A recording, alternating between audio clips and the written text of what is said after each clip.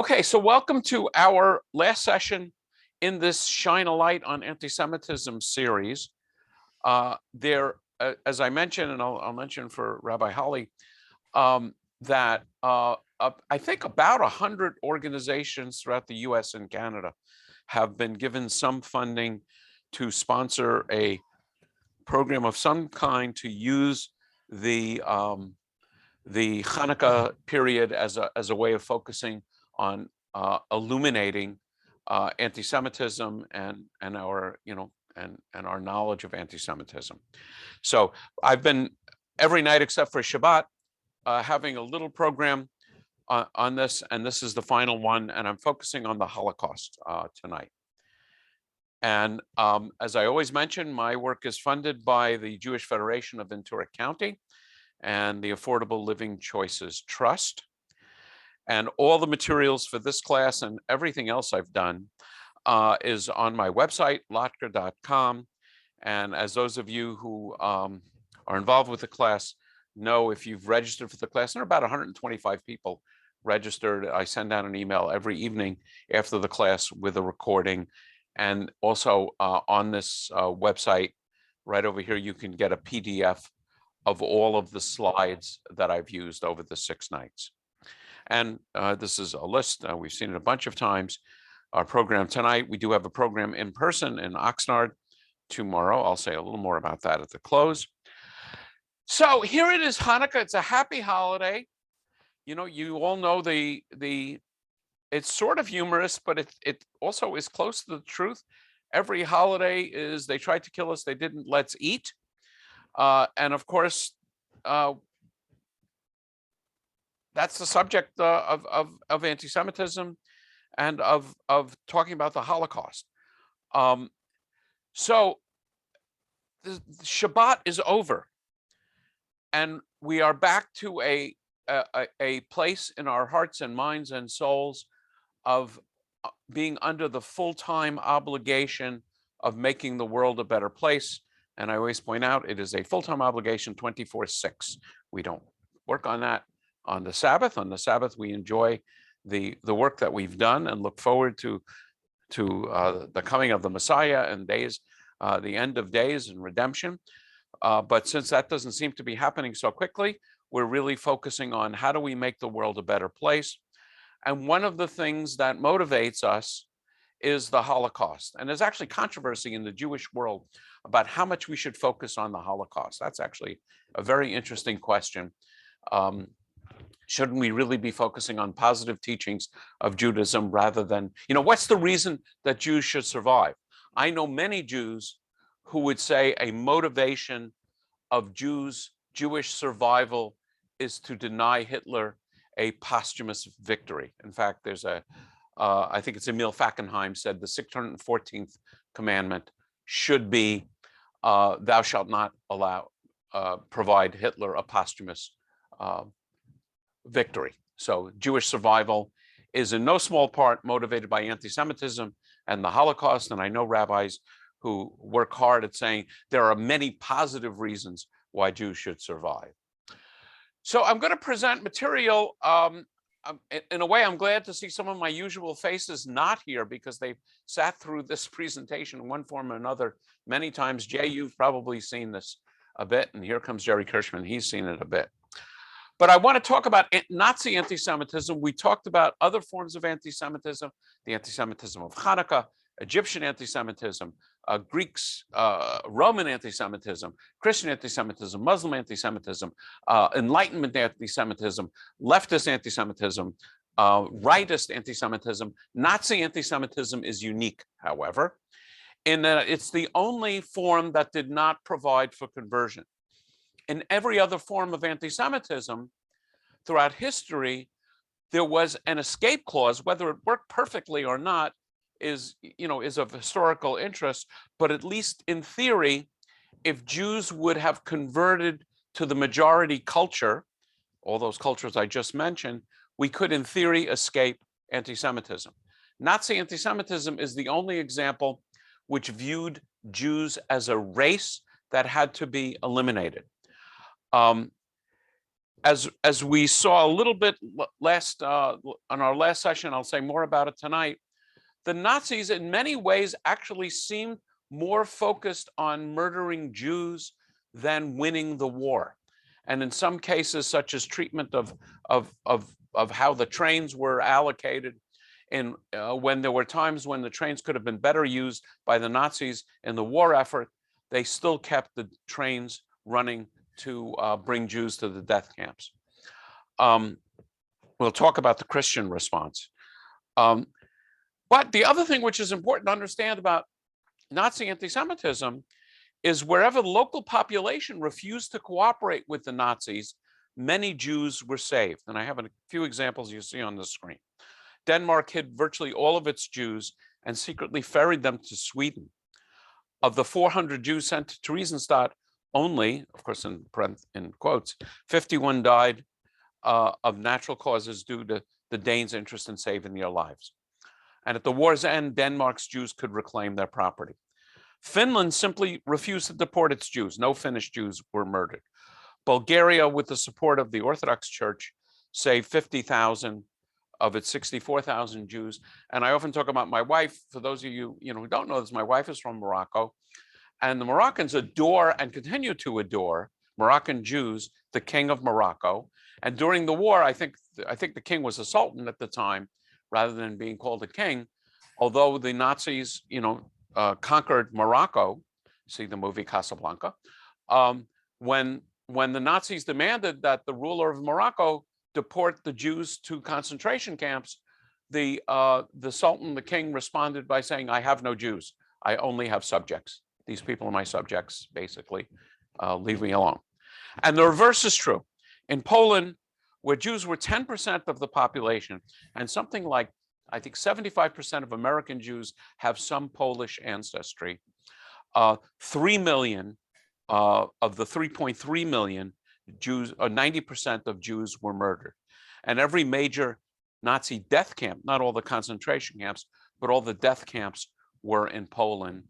And even after the war, there were pogroms. There's a very famous case, I think it's Kielce, where after the war, Jews returned to this town, and the people who had confiscated Jewish property and apartments and goods simply did not want the Jews to come back, and they started murdering Jews.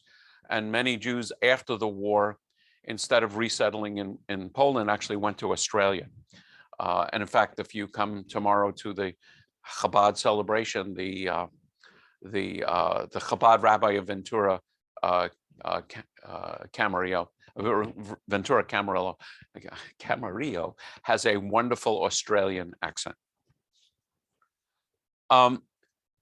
There are some really very troubling Christian responses to the Holocaust. A Catholic archbishop was asked to intervene with his former secretary, who was then the Slovak leader, Father Joseph Tiso, to stop expulsion of Jews to forced labor camps. The archbishop responded, "This is no mere expulsion. There you will not die of hunger and pestilence. There they will slaughter you, old and young, women and children, in one day. This is your punishment for the death of our Redeemer." The papal nuncio, who is in effect the Secretary of State for the Vatican, in 1944, asked to intervene, responded by saying, "There is no innocent blood of Jewish children in the world. All Jewish blood is guilty. You have to die. This is the punishment that has been awaiting you because of that sin, namely the death of Jesus." In Germany, when the Nazis decreed mass murder of handicapped people, the Catholic Church objected, and that was suspended. But the Catholic Church did not object to, in any formal way, to the Holocaust. So what happened in the Holocaust? In World War II, 55 million people died. The 6 million Jews, including more than 1 million children, equal to 1/3 of the world's Jews, were murdered. 70% of Europe's Jews, 50% of rabbis and rabbinic students. It's sometimes important to understand the impact on Judaism. My seminary, Hebrew Union College, is the oldest rabbinic seminary in the world because all the older ones were destroyed by Hitler. The in many ways, the rabbis in the old country decreed you should not go to America because they called it the Treifa Medina, the treif, the unkosher city. And the people that had faith in the rabbis basically were murdered. Sometimes people say the optimists, the pessimists who did not have faith in the German government and being treated reasonably as German citizens, the pessimists left because early in the war Jews could leave. The optimists went up the chimney of the crematoria. On November 9th, 1938, you will often hear the discussion of Kristallnacht, the night of broken glass. And synagogues were burnt, homes and businesses vandalized, thousands of Jews beaten, many to death. Jews were fined and had to pay for the damage. Jewish property were handed to the Germans. This was a state-sponsored riot. It was held in honor of Martin Luther's birthday. And after this, there's the statement, all remaining Jews tried to leave, but virtually every country in the world refused admission to large number of Jews. There were some countries, Great Britain notably, that allowed children to be sent in something called the Kinder Transport. And we have members of my community here, and actually in the senior community that I live in, are survivors of that.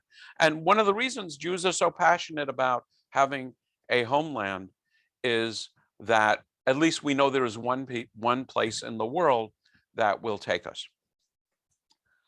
Another member of my congregation in Camarillo and a neighbor of mine here was on the St. Louis. In May of 1939, so this is just before the formal outbreak of the war, roughly 1,000 Jews had passage and visas to Cuba.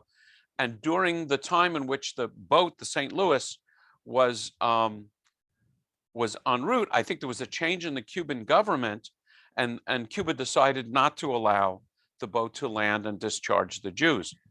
The boat went up and down the east coast of North and South America, and no country in the Americas, including the United States, would allow the Jews to disembark. Ultimately, there were 4 countries in Europe, England, Belgium, Holland, and France, that agreed to admit them. The St. Louis went back to Europe, and only the Jews that were fortunate enough to have randomly been assigned to England survived the war.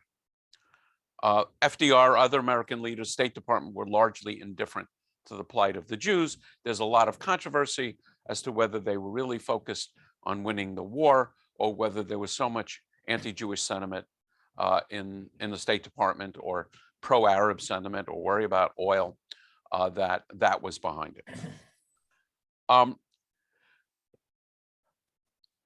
There was a meeting at Wannsee Conference to decide what was called the final solution, which was the elimination of Judaism.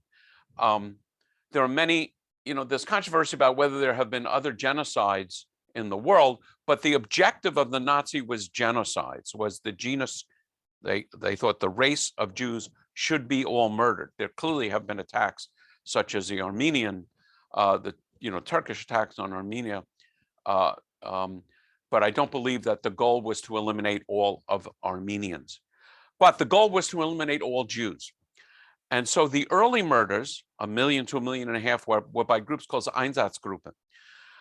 Jews of a town would dig their mass graves and shot. There were murder squads in Russia, Baba Yar, 30,000 Jews with guns firing nonstop for 3 days. It was ultimately judged, another form of murder was gassing, but gassing by carbon monoxide poisoning.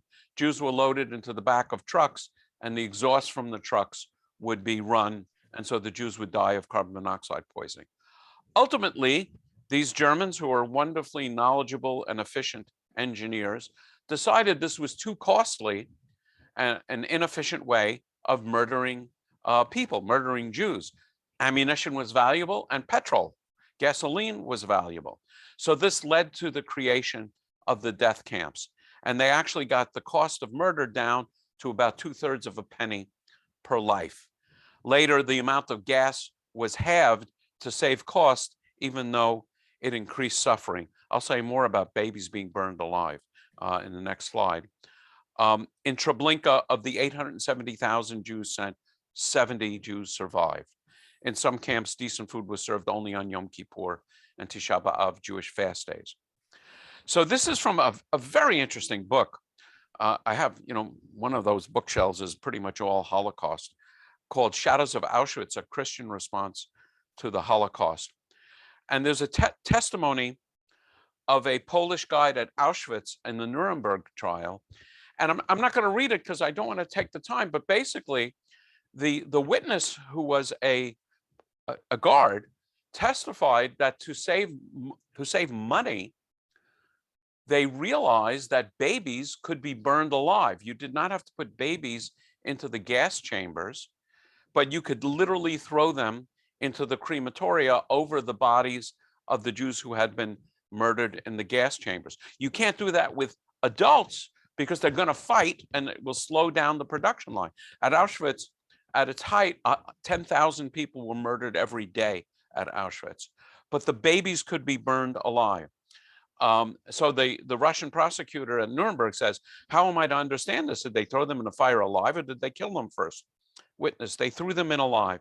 Their screams could be heard in the camp. It's difficult to say how many children were destroyed in this way. Why did they do this? It's very difficult to say. We don't know whether they wanted to economize on gas or because there was not enough room in the gas chambers. So either one, this was in the name of efficiency. And so there is no greater testament in my mind to the fact that science and engineering are divorced from morality. You can use science, engineering, human knowledge to save lives, to do research on vaccines, to build hospitals, or you can apply that level of brilliance to form more efficient ways to murder. The Pope in the Catholic Church was silent through most of the war. Germany was about half Catholic and half Protestant. Despite many requests, there was no public condemnation, threat of excommunication, and so on, even when Rome's Jews were sent to the camps. We do understand that the Pope was perhaps worried about losing Catholic allegiance. Nazism was not Christian, but most Nazis were born Christian. Many Protestant churches in Germany supported the Nazis, but Christianity has responded to the Holocaust.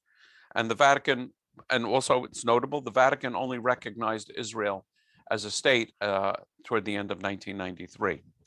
Again, from the same book,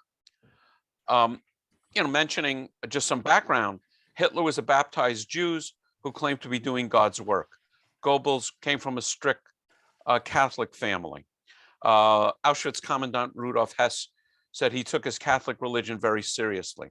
Heinrich Himmler, the ruthless head of the SS, was from a devout Catholic family. Himmler said that members of the SS must believe in God and could thus speak of honor and decency in the work of slaughter. By and large, quoting him, however, we can say we have performed this task in love of our people, and we have suffered no damage from it to our inner self, to our soul and character.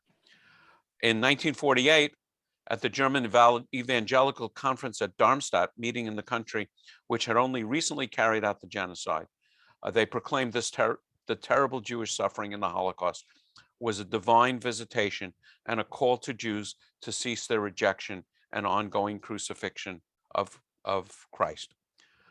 But I want to emphasize that in the aftermath of the Holocaust, most Christian churches, not all, but most Christian churches have renounced as a goal. I know Pastor Larry Brown is with us tonight, and he mentioned that in one of our earlier classes, has renounced as a goal the conversion of Jews. And this certainly is true of the Catholic Church. Quotes from Pope Paul II, and the book that I wrote for Christians about Judaism, called it Christian's Guide to Judaism, was in fact published by a Catholic publisher. So I want to impose on you a little bit of time, a little bit of your time, by showing you some photos. I've actually visited Auschwitz twice. First, with my son in 1996, and second, when I was a rabbinic student in October of 2002. And the latter conference, I spent a week at Auschwitz. There was a conference for seminarians um, Catholic, Protestant, and Jewish to study at Auschwitz. There is a Catholic study center just on the borders, on the outskirts, um, you know, just outside the gates of Auschwitz. And we spent a week there, a very powerful experience. So I just have some photographs that I've taken. You've seen other photographs, just the ones that made the biggest impression on me. So Auschwitz actually has two sections when you visit. One is called Auschwitz. It's a facility that was built over 100 years ago to be an army barracks, and that is pretty much intact. And it was fairly small when the area became a death camp. Another section, like a mile or so away, called Birkenau, was created, where we really had the large scale crematoria and gas chambers. So these pictures are, but most of that was destroyed. None of it by bombing. The Nazis destroyed it as they tried to remove evidence of what they had done. But the first area, Auschwitz I, as it's sometimes called, is largely intact and has been turned into a museum. So this is an illustration of where people slept. And here's a artist. I think these were done by survivors of what sleeping looked like in that room, and and harassment by the Nazis. The other thing is just to get a scale. I mean, it's impossible to get a scale. I think it was Stalin that said, a single murder is a tragedy.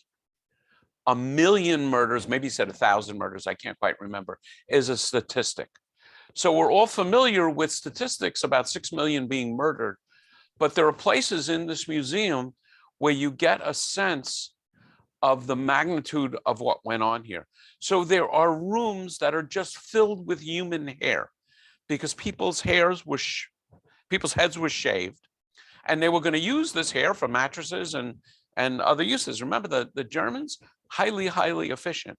So in Auschwitz I, in a display room, you see displays like this, and here's just a window, and it goes down. This is not small, so it goes down, on and on. It's both sides of the room just filled with human hair. And of course, this is a small fraction. Similar display going the side of the room is just shoes that were confiscated by people who were murdered at Auschwitz. And here's a photograph that was taken when Auschwitz was liberated by the Russians. There was an area where basically all this stuff was stored, everything that was stolen by survivors. The Jews that were taken to Auschwitz were told they're going to a labor camp and were asked to pack a suitcase or two. There's another room like this full of suitcases. So they brought things other than the clothes on their back. So imagine it's just a room overflowing with shoes. At Auschwitz I, there was a gas chamber, and this is it. And we are inside the gas chamber, and the walls are kind of stained blue, and that's a chemical reaction of the concrete with the Zyklon gas. And this is where the Zyklon gas was admitted into the chamber. Very famous image of Birkenau. So now we're outside the old 100-year-old barracks and into this death camp that was created by the Nazis, basically as a labor camp. There were chemical plants and other places where slave labor was used, but also by and large for murder. So this is where the trains arrived. A photo of the selection. And so you had a doctor, often Dr. Mengele,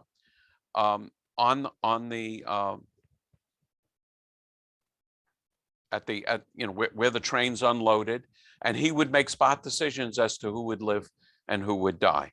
And typically, adults, young people who would work as slave laborers would be admitted if only those people were tattooed.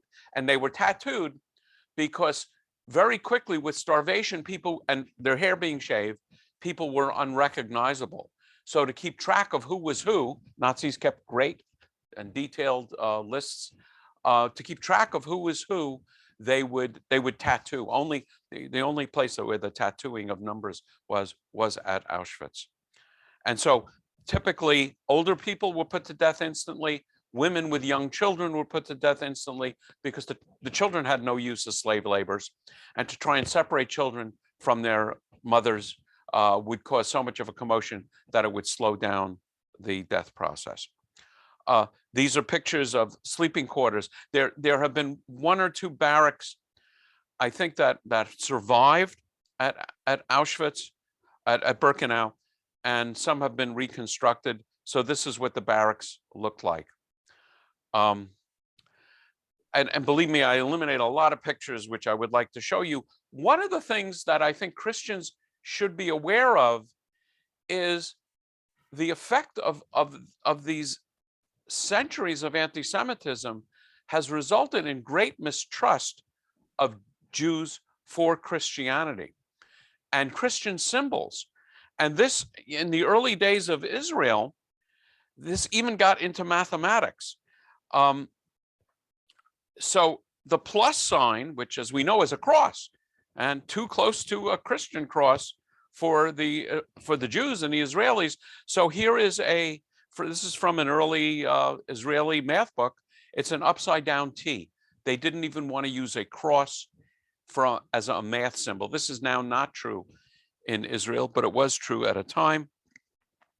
When my own synagogue moved from an industrial park in Camarillo to share a church with a Church of Christ, several families could not bear the thought of worshiping in a church and worshiping under a cross.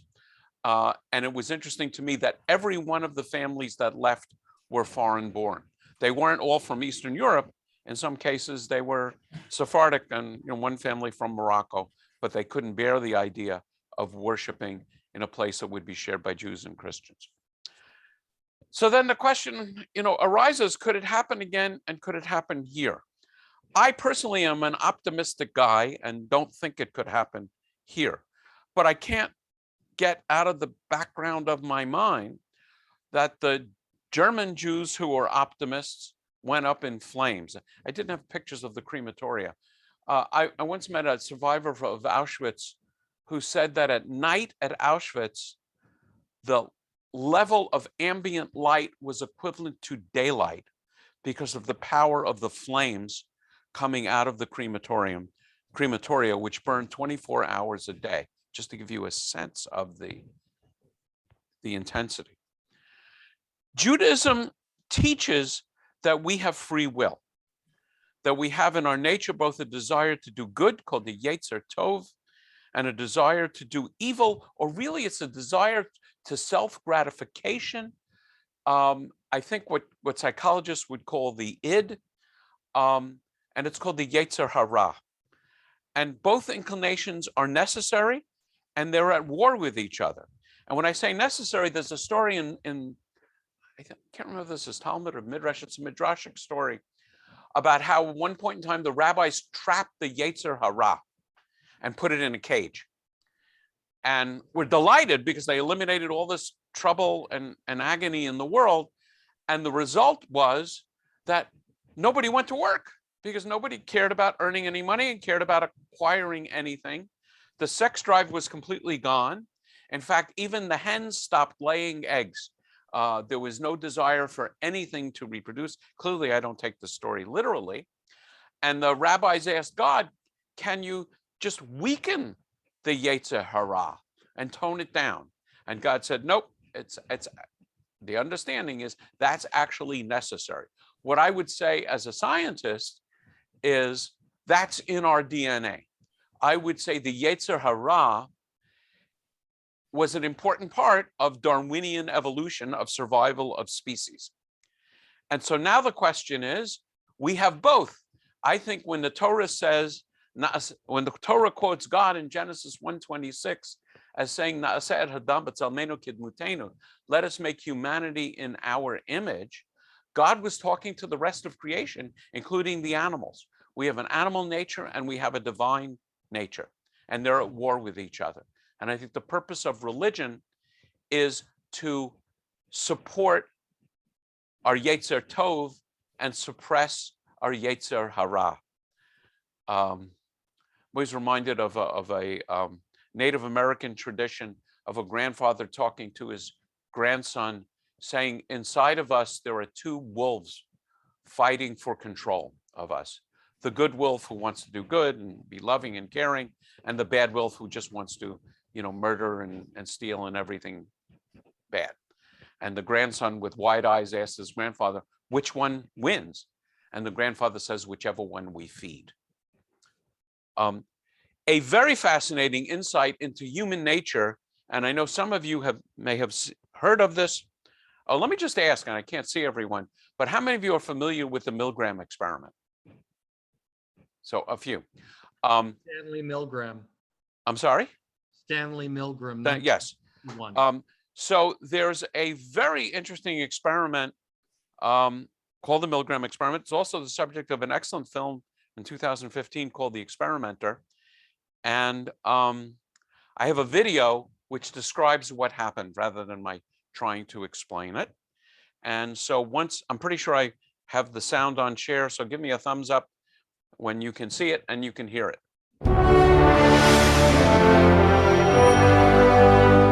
It's very loud, actually, in my ears.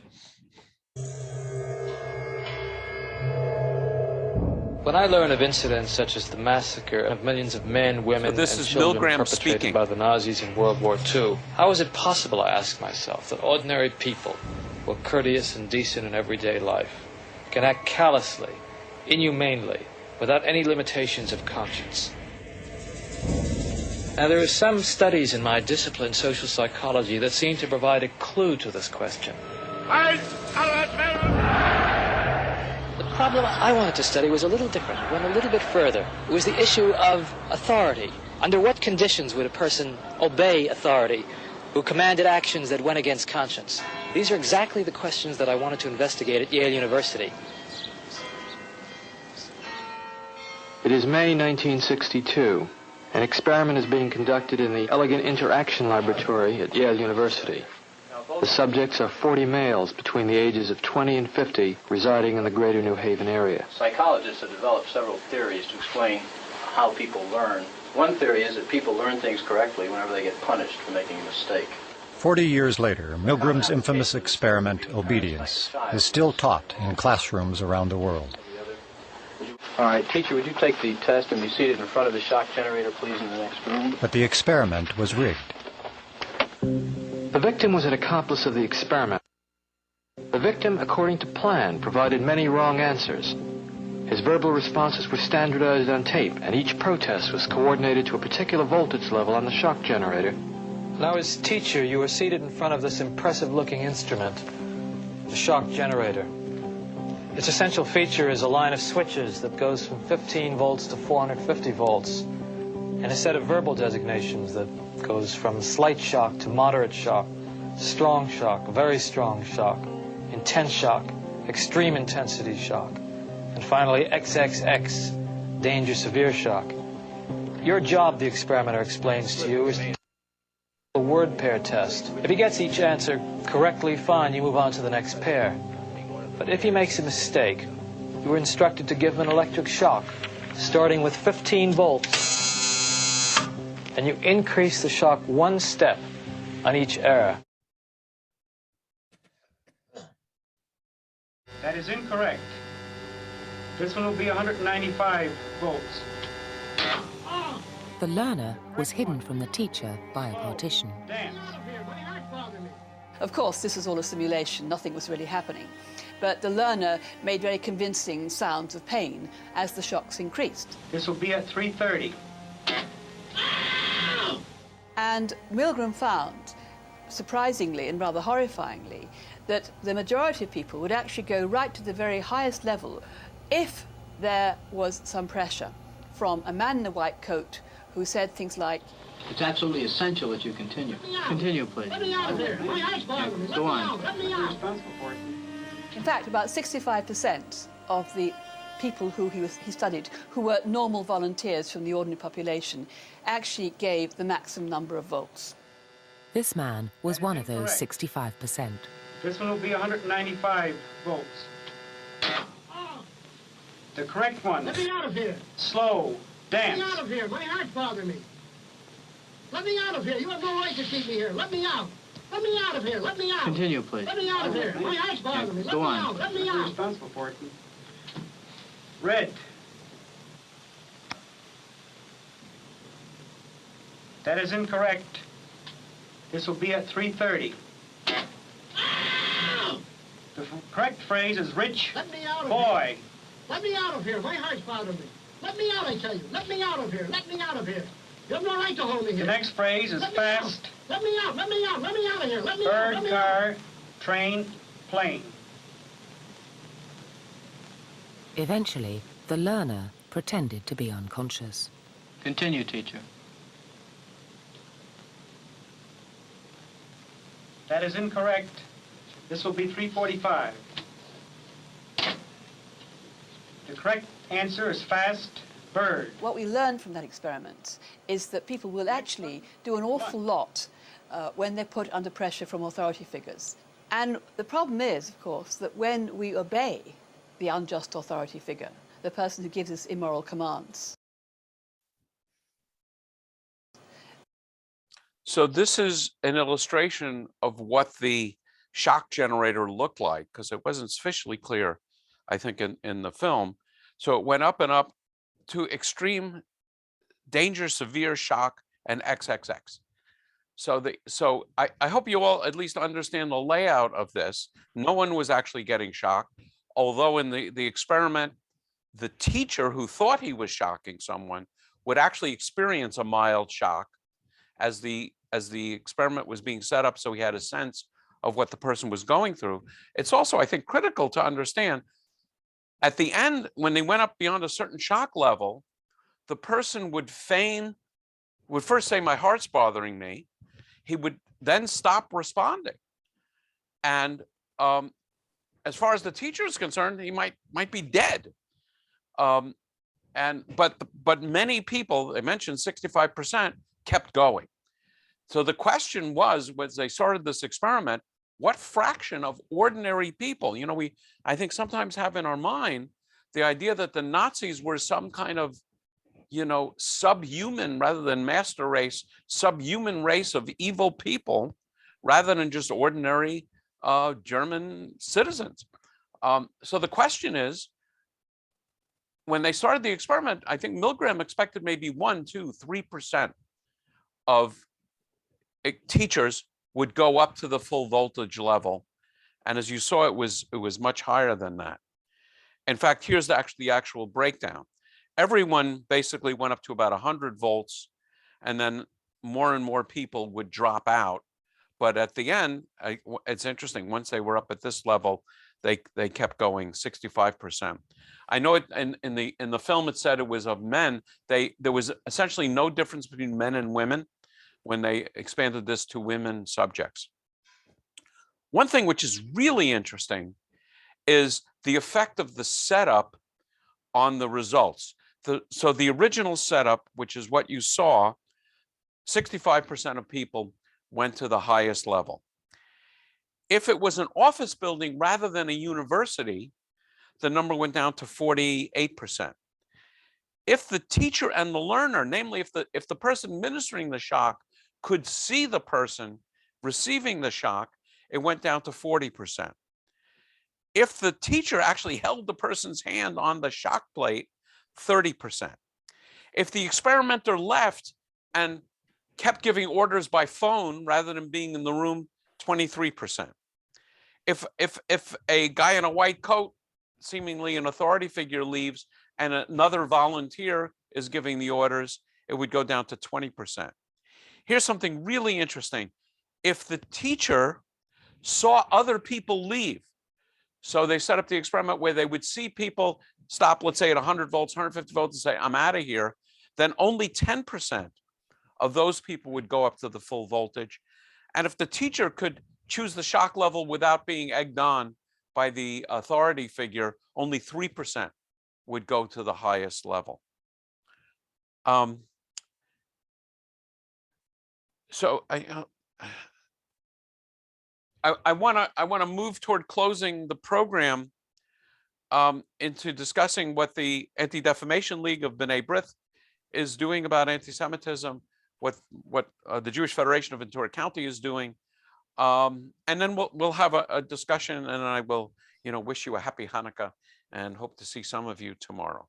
So here's a YouTube video on the ADL. Hard, so we're providing resources. We predicted that Charlottesville would be the largest gathering of white supremacists in over a decade. And unfortunately, we were right. Jews will not replace us! Jews will not replace us! Jews will not replace us!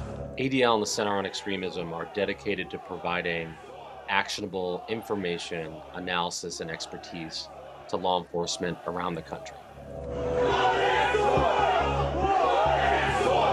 Well before the events in Charlottesville, we had been in close contact with law enforcement, providing intelligence on the variety of extremists that were planning on showing up.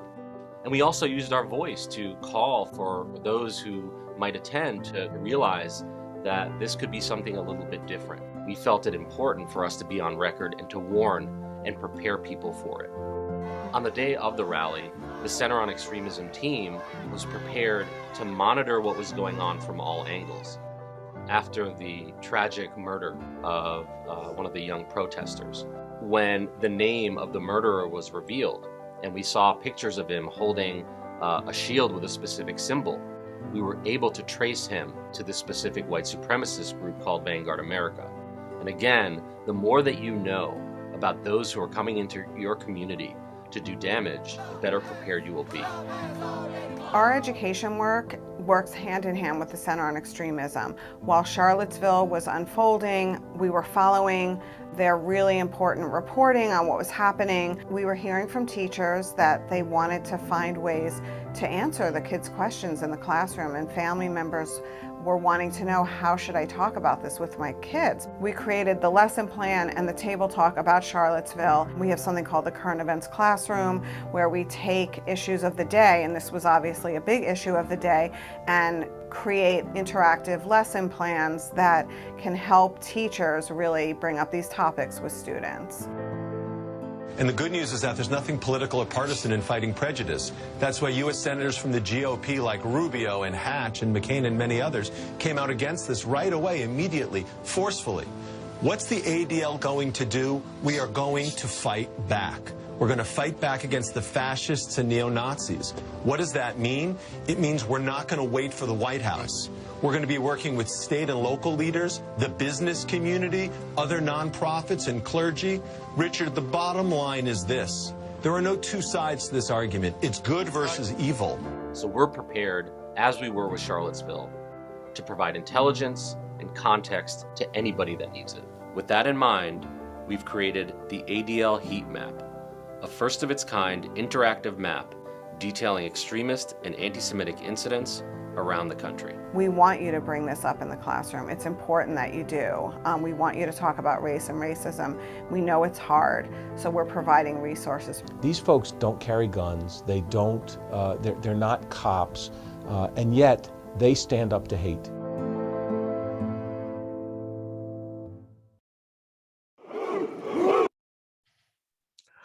So the other thing I just want to comment on is we have a small federation in Ventura County, California. And Sherry Dukowski, who has been in many of the programs we've had, is the executive director. She has an office manager, and I am a part-time community rabbi serving the federation. One of the main activities of the federation is the goal of sending virtually every student in Ventura County to the Museum of Tolerance. I don't know if some of you outside the area may be familiar with. It's part of the Wiesenthal Center. Created a Museum of Tolerance, which not only has exhibits on the Holocaust, but interactive exhibits and exhibits on bullying, and it's very, very well done. And I asked Sherry to give me some summary information about our activities. And since 1994, we've sent over 100,000 students and their teachers to the Museum of Tolerance. In the last few years, we've added virtual programs from the LA Holocaust Museum, including interviews with survivors, designed to help students with age-appropriate answers to their questions. We have some quotes. One from a teacher: "The students were literally speechless as we toured the Holocaust section. The tolerance exhibits showed them that all of us suffer when intolerance exists. They returned to the classroom with a changed view of the world." Teachers and students expressed how a trip to the museum was transformative. And we have comments and testimonials from thousands of students. We have a licensed social worker supporting the Holocaust survivor community, and there are still some survivors. They are well into their 90s now, even those that were children. I hope some of you have had the opportunity to meet them, because we are the last generation which will know survivors and can, at least testify in the second hand. I am optimistic about the Jewish future. I get asked this question all the time. Call me a pie-eyed optimist, rose-colored glasses. I will respond guilty as charged. Pretty sure I have a sermon on my website called something like Confessions of a Naive Optimist. And in summary, here's my take on anti-Semitism. In the bad old days, what we've been talking about all week, Jews were generally given the choice: convert, leave, or die. I'll be very specific. In Morocco, where my wife's family is from, in 1492, these Jews came to Morocco from Spain. In Spain, Jews were given the choice: convert to Catholicism, leave, or be murdered. And even leaving wasn't, it wasn't going on a cruise. You basically, the Spanish authorities would not allow you to take any significant amounts of property with you, so you had to sell it all. You can imagine what the price was in a very short period of time when every Jew had to sell all of their property. And then you'd go onto a ship where, in effect, you were at mercy of the captain and the crew of this ship, and could easily be murdered, robbed, thrown overboard, dumped on an island, and all of the above happened. So who were the Jews, that were my wife's ancestors? Who were the Jews who remained Jewish? These were Jews who, for some crazy reason, were passionately attached to their Judaism in ways that didn't necessarily make sense. It would make more sense to convert, or even pretend to convert, to the majority culture, so you could keep your factories, keep your jobs, and so on. But there were many who went to Portugal. Portugal expelled the Jews 5 years later, went to England, went to the Netherlands, went to Greece, went to Morocco, went to North Africa. So that was who stayed Jewish. In these good new days, the world is very different. Jews are not told convert, leave, or die. Jews are told marry me. I love you. The threat to Jews and Judaism is of assimilation, not annihilation. And there are people that really worry that, that Judaism may not be able to survive. Apparently, we could survive the attempts of the world to murder us. It's not clear to these folks that we can survive the world's attempts to accept us. Some people have called the Jews the ever-dying people. In every generation, Jewish thinkers have thought our generation might well be the last generation. So who are the Jews who remain Jewish in the face of a world willing to accept us? No one's asking Jews typically to convert. They are basically saying, we love you, join the family,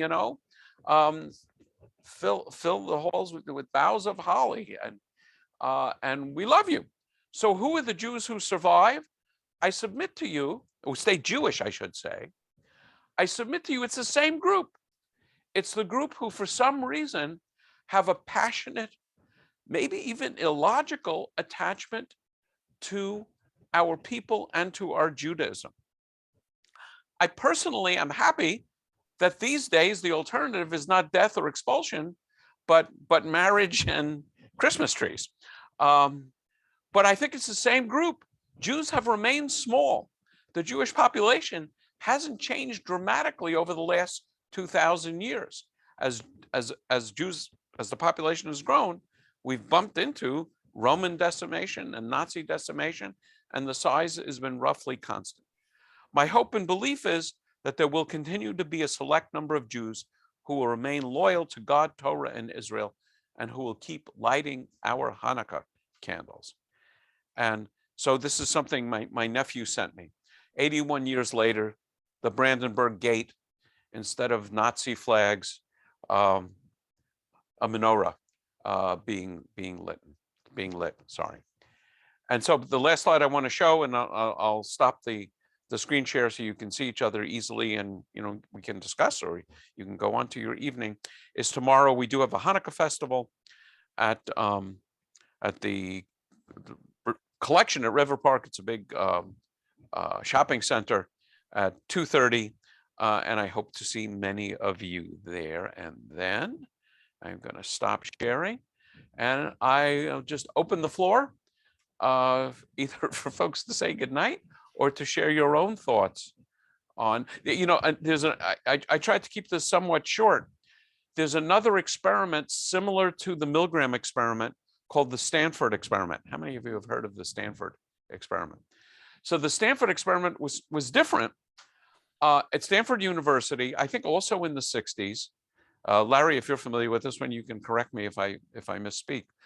Also in the 60s, they did an experiment, I think over spring break, over summer break, over some period of time, where they arbitrarily divided the students into prisoners and guards. Exactly. So, and they would, I guess it was in a dorm, so the students were confined to the dorm as prisoners, and the guards were keeping track of them. And the issue they wanted to see was how behavior changed. And generally speaking, I don't have data or a video on this, is the guards got more and more aggressive and punitive. But for me, the most fascinating element of that story is at one point in time, the prisoners, quote unquote, were planning an escape. And the guards found out about this, and they went back to the psychologists who were doing the study. And the psychologists called in local police and prison guards to learn how they could stop the escape. And then in a moment of clarity, the psychologists realized that even they had been sucked into the role as prison guards, trying to suppress the subjects of the experiment. So I think what's going on here is literally built into our DNA is an attempt to dominate others, to get their stuff, to be suspicious and concerned of people who don't look like us, who don't think like us, who don't speak like us. And this is built into our DNA. This is what Judaism called the Yetzer Hara. Other religions have other ways of explaining this. I have heard of Satan in a Christian sense. I don't understand it. And I'm not necessarily putting you Christians under an obligation to explain it to me. But this is Judaism's explanation. And our goal is to fight it. Our goal is to see everyone created in the image of God. And when you're sending someone to a gas chamber or oppressing them, or not caring about their rights, about their health, and so on, you're doing this to God. So that's what I learned from these psychology experiments. And I say, my conclusion is another Holocaust can happen. It happens all the time. I mean, in Cambodia, in China today, minorities are being treated like this. In North Korea, there are concentration camps as awful. They may not be death camps, but they're concentration camps as awful as what the Nazis did. So it's not over, it's not done, and our responsibility as Jews and humans are to fight it because we know it's possible. So I will pause and just ask if anyone has a comment. If you're, you can, I think Jay. I had Go two ahead. comments, if I may. Sure. The first one is if you paid attention to the dialogue in the play, Driving Miss Daisy, the son tells Miss Daisy, you know, you're hanging around with the Christian community, and you're hanging around with your friends in the Episcopal Church because you can pass there. And so I took that kind of as a mark of pride, because we are a safe place for Jews to come and worship. When they said you could pass, did you interpret that as saying the Jews didn't have to reveal they were Jewish? Exactly. Exactly. Well, I don't understand your pride. If you're still hostile to Jews, but you're not hostile to Jews that aren't. She felt safe with us. Because they didn't know she was Jewish. Well, we did. That was the point. We've always been a relatively safe place for Jews to feel welcome. And we being the Episcopal Church. The Episcopal Church. Okay, having said that, there was a member of my congregation named Alvin McCord who passed away 2 years ago at the age of 95. During his time in the Army during World War II, he kept a journal. And he kept this journal through the Battle of the Bulge and through the rest of the war. He was one of the first Americans to pass through the gates at Buchenwald. He said they lined up all of the American soldiers outside the gates, and the OSS went through and confiscated every camera that an American soldier had, because the only photographs that were to be taken were to be the official ones, sanctioned by the officials and the government. When Alvin entered the camp, you know, we've all heard the stories about the smell and the horrors and everything you could name. But the first thing he encountered was a dead German soldier holding a camera to his chest like this. Alvin picked up the camera, and as he went through the camp, interviewing the survivors and documenting, you know, in his writing the conditions there, he took photographs. To my knowledge, those are the only unsanctioned photographs that were ever taken within the gates of Buchenwald.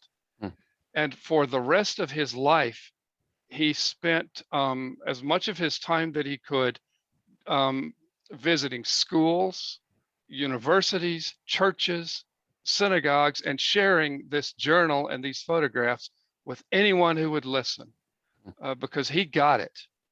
You know, he got it at a gut level that people today don't. And you know, so I say God bless him. And if you ever want to come by and look at his journal, I will arrange that with his son, who's also a member of my church. The book that I had some quotes on in my slide, Shadows of Auschwitz, by Kargas, A Christian Response to the Holocaust. About half of that book are photographs, and almost all the photographs were taken by the Nazis. Because the Nazis were proud of what they were doing. I mean, there are. I'm almost tempted to climb up. It's high on the bookshelf there, and pull it down. But there are pictures of, you know, a soldier aiming as if he's looking at a target 100 yards away, and it's, you know, it's a parent and a child maybe, you know, 10 feet away, and the Nazis again documented carefully everything that they did. Of course, I don't think it occurred to them that they would lose, and they tried to destroy the camps. I actually have somewhere on one of these bookshelves a small piece of brick from a gas chamber, because when I visited, you know, there were just mounds of bricks, and I asked the guide, is it okay if I take a small piece? And it stained that color purple from the gas. I mean, there are people who think I'm nuts for having it in my house, but it's a reminder this is real. Never forget. Yeah, and the other thing, one of the things that motivated me as I was getting interested in being a rabbi, the thing that motivated me toward interfaith discussions was the idea, which is now proving easily possible, that someday people could easily deny that this ever happened and prove that it never happened. So we have pictures, the pictures you talked about. Well, with Photoshop and even with video, you could prove that these were all blacks, that these were all Asians, that that it was a Hollywood mock-up, you know. And so one of the things that you see both in courts and nowadays, you know, on the news is, well, you know, some people say this, some people say that. I can't remember the name of the woman who sued a Brit for slander, as being a Holocaust denier, and he slandered her, and she won, and she was famous. I'm just blanking on her name. She won, and she would very famously never agree to go on a TV show or an interview where both sides were being presented. Side one, the Holocaust happened. Side two, the Holocaust never happened. There is no other side. I mean, the ADL mentioned this. Either history has meaning and truth has meaning, or it doesn't have meaning. You can have, you know, two sides of opinion about many things, but not about what actually happened. And it's pretty powerful. Other thoughts? Well, just Sherry mentioned in one of her comments earlier this week that particular brand of Islam being taught in the Wahhabi schools, right, which is virulently anti-Israel and certainly anti-Semitic, is replete with Holocaust denial. Yes, that's what's being taught today. Anyway, I'm done. Yep. Okay. Any other comments or thoughts? Hey, Rabbi. Yeah, Robin. Your comment about, you know, being optimistic that another Holocaust couldn't happen here in the United States. Every time I start thinking that way, I say, well, that's what the German Jews thought, and so I always I try to remember. I always make sure my passport is current, and my kids and all of that. And although I also I don't know if I would see it coming, you know, in time either. You know, and I don't like feeling like I'm living this paranoid life, but I don't feel like that we can do otherwise. Yeah, I mean the question is, and I'm with you, is if I saw this coming, would I have the courage and resolve to leave everything I have behind and become a refugee? You know, it takes a certain character. I mean, in the show in that little video I showed 2 nights ago on Israel, he talked about how the world of refugees is a pool of entrepreneurs, because these are the people who have enough confidence in themselves that they can solve problems and they don't throw their hands up. You know, my wife and I joke about people, and we call it being stuck on an escalator. Imagine you're going up an escalator and the escalator stops. Now, what do? Do you panic? You know, do you call 911? Or do you walk down the escalator or up the escalator? And we see this all the time. Sonia would teach Sonia was a school psychologist, and she would have a good supply of pencils and paper and office supplies and folders, and other school psychologists and other people said, you know, how do you get those? Because the school system, you know, won't provide them to us. It takes forms and things. Yes, I go and buy them. And it's not like she's buying, you know, a Rolls Royce. She's spending a few dollars.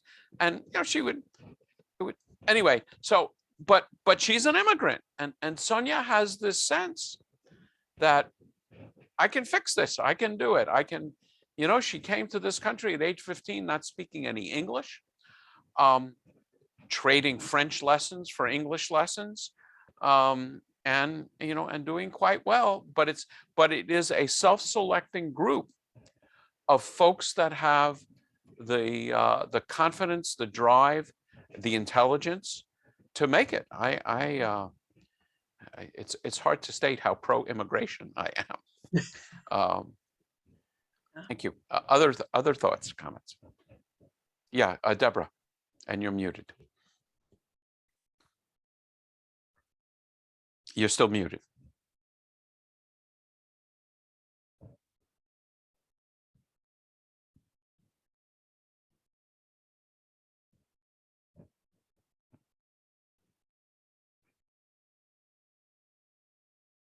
I don't know if I click here and ask you to unmute, whether that, yeah, Okay. now you're All right. good. Can you hear me? Yes. Okay. You touched on Holocaust deniers, and it reminded me of a very chilling time in my early 20s when I was finishing up college in Los Angeles, and one of my roommates, well, actually, the two roommates I had, we were all watching NBC's Holocaust with Meryl Streep. And when one of the roommates started a discussion that the Holocaust really didn't exist and it's exaggerated and so on. And I remember, you know, the chill of that. And again, I was silent. You know, how do I, you know, present that to someone? And, you know, I was, again, very young. So I left the house, you know, for a few hours, came back and went to bed. But I honestly, just to say a comment that you're optimistic. I met you in 2004, and I am very grateful to have known you. And I must say, it was a great wedding you performed November 5th. So 16 years ago, you performed our beautiful marriage ceremony. I'm kind of nervously optimistic from my whole history in Santa Ana with the John Birch Society, the white supremacist group that's still there, and other groups that are still there. I'm nervous about it. I do want to get into education. I'm an elementary school teacher, and I would love to join in the ADL or other groups and do education. I think if I can do something to make others aware, Jews, non-Jews, I would be happy to contribute. So thank you so much. Do I remember correctly? I mean, I know I officiated your daughter's bat mitzvah. Was she had a special feeling and connection about Anne Frank? Or am I confusing her with somebody else? Yes, no. Actually at Temple Near Ami, when you were rabbi, Annie Reagan, right, so is from Germany, and she was friends with Anne Frank because both their grandmothers were very close friends. So she told us stories about Anne Frank. And I had her speak at your daughter's bat mitzvah. Right, she did speak. She spoke at the synagogue, and then we had her speak at the special education department at Camarillo High. And then also, I think Charles, at the time, I forget his last name, he also spoke. Yeah, I can't remember his being last a name. Holocaust survivor. Yeah, one of the funny things about Annie Reagan was she said she knew Anne Frank as a child and didn't like her very much. She was, they would actually have summer vacations together at some resort area. Keith. Rabbi Lotker, I read a book last year by Ina R. Friedman, The Other Victims. I don't know if you're familiar with it, but she interviewed people that were not Jews that were also sent to forced labor camps and death camps. It was amazing. I mean, they were Sinti, Romani, Dutch, Jehovah's Witness, and many of them suffered the same fate as the Jews, but not to the same extent. I mean, the Jews were really treated badly. But what I got from that was in each of these cases, how important a person's ethnicity and their grouping became to their own survival and being able to stick with their own people to get through this. It was an amazing book. And There's another amazing book called Man's Search for Meaning by Viktor Frankl, who he invented a form of psychotherapy called logotherapy at Auschwitz. I've heard the name Viktor Frankl. Yeah, very, very good book. The one thing, very surprising, but I did a paper on this when I was in rabbinical school with the Romanis, with the gypsies. Mm-hmm. It was only the gypsies of mixed race that were sent to the concentration camps and death camps. The quote unquote pure blood gypsies were not. So it was this idea of racial mixing. In that case, I don't know about other cases. You know, actually, yeah, because I remember that the one that she did interview was Sinti. There was Romani and Sinti. They were both the same gypsies, but they were different groups. Oh, okay. And yeah, and it was the ones that were actually fought in the German army that were mixed, that were expelled from the because they were, I forget the word, but it was something about not being pure or being mixed. It was a very they I mean, on the surface, the Nazis elevated this concept of being Aryan, of pure blood, but it didn't stop them from being allies with the Japanese and Italians, who were certainly anything but Aryan. Yeah. I want to say it was a great book, although very disturbing and difficult to read. Yeah. So. Okay. Any other thoughts? Okay, well, it is 8:15. I wish you we have one more day of Hanukkah. Tomorrow is the last day of Hanukkah. And so I wish you all a happy Hanukkah, a happy week, and look forward to seeing you again live or virtually in California, in Texas, wherever we may roam. And thank you so much for hanging with me. Some of you have been through all 6 evenings of this. And thank you especially, Robin, for serving as gatekeeper duty. And Shavua Tov, and happy Hanukkah. Shavua Tov, happy Hanukkah. Thank you, Happy Rabbi. Hanukkah, everyone. Okay, and stop.